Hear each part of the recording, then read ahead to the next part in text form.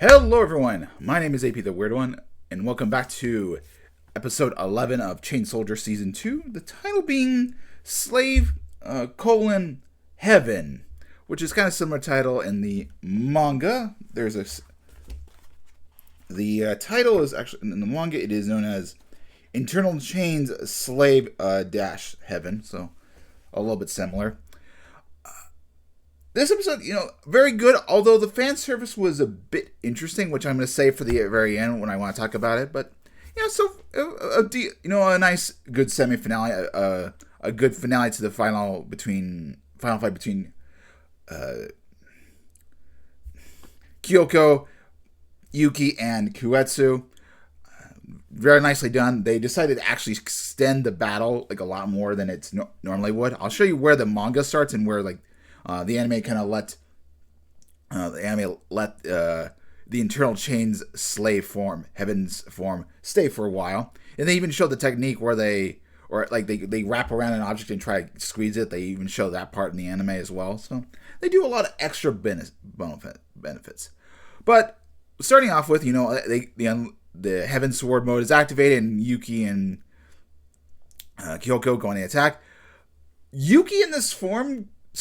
I was like, okay, this guy looks like a Roman god, but now as I think about it, I thought about that. He looks more like Kratos from the original God of War series, like the first three games. Like he is, the coloring and everything kind of gives off that vibe. And given that Kratos was a god killer in the video games, that kind of makes sense. Maybe it's a nice homage. I don't know. It just gave off that bit of a vibe. But there's some excellent shots of him in this attack formation. But right here, they try to use a technique, and it's just they managed to kill it, but it's a Kuetsu and her it's one of her clones, but they do show that the technique could work and she has to avoid it. There's another excellent shot of them attacking. You can the animation's done nicely, although it looks a bit weird, but yeah, he's kind of in his armorized form. It looks Centurion, Romanesque, or Kratos pose. Looks very cool. And then when they're so they kind of extend the scene out, they show the Fubuki's family helping out, and when Tenka sees this, sees the heaven sword form, her eyes go this weird color. I'm like, why did you give us this? It seems like an evil thing, even though Tenka is not evil. I don't understand why this scene's out there. What do you want to do something a little bit more lovey-dovey because she's in love with him, but we have this weird color. Are they just showing off? I don't know. It's a weird thing. Or she's super attached to him, even though she is, but Yuki has very much accepted it. So I bit weird. Okay, just an odd thing to talk about. But this is where the manga actually starts with. She summons these multiple arms and million-fold divine punishments, and it basically goes from here.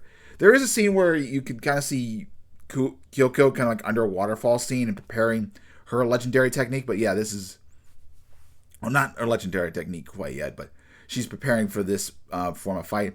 So it's a multi-fist fight, and we've got some good moments. I like the oars, different color. Kyoko being a blue, Kuetsu being pink, and then of course the heaven sword Yuki being gold. It looks all very nice. I wish it was a little bit closer, but we still appreciate it. When she summons a whole bunch of clones, we see that Mirai is still fighting inside. This is this done in the manga, though it shows more of a bigger body, but she's not completely digested, of course not. And so she uses one of the clones to beat up Kuetsu, and this gives opportunity for Kyoko to unleash her new signature move, the Sword of Subjugation, which basically combines Yuki into her sword, and she lashes out into a large blade wave, essentially piercing right through her and actually grabbing the inhabitants inside her body. So yeah, we get see Mirai. Her clothes been digested. These two, I guess this is kind of what they look like afterwards. I mean, it's been a while, but I thought there was more to it, and so I'm just censoring just in case. But I thought there was more. They're they're more pale skin. I'm surprised they're not. They've been there for a while, so you would think they would be more fleshy, but it's been, like I said, it's been a while. Anyway, they're rescued, and of course, Koetsu turns back into her egg form and she tries to kill Kyoko, and Kyoko just slices her up. But unfortunately, this is not the end of said friend. Because soon afterwards, Yuki will kind of pass out, and we'll get to that scene when it is, because that's part of the fan service. But after he wakes up, he'll be greeted by Nene. I think Nene. Let's see. Nene. Wake up from Nene, like, so to relax. And that's when Tenka and Kyoko will show up. Also, and they kind of have a little bit of conversation. Of course, Mirai shows up and she wants to be part of the be part of the reward, but she's just too embarrassed. But they do give a scene like showing her being digested, so you get a little bit of fan service. Get some, I guess, Vord fan service. I guess, kind of, whatever. All right, but yeah, we get some extra scenes of that, and of course, she's just too embarrassed, and I love the lighting and everything. It's really good, and it happens like they show this kind of moment a couple of times.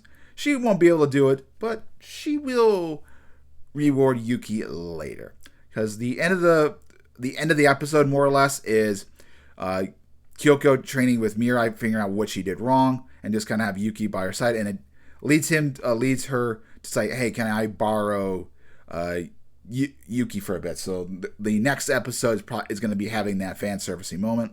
Although it's a symbol of the Thunder Gods, so I think we're probably going to get some original scenes, I believe, a little bit. But that's more or less where that ends. And then, of course, we have the high school. We'll have to explain. Kyushu is part of Yuki in a sense, and she recreates like a high school with all the commanders. But in the manga, this is scenes in the manga.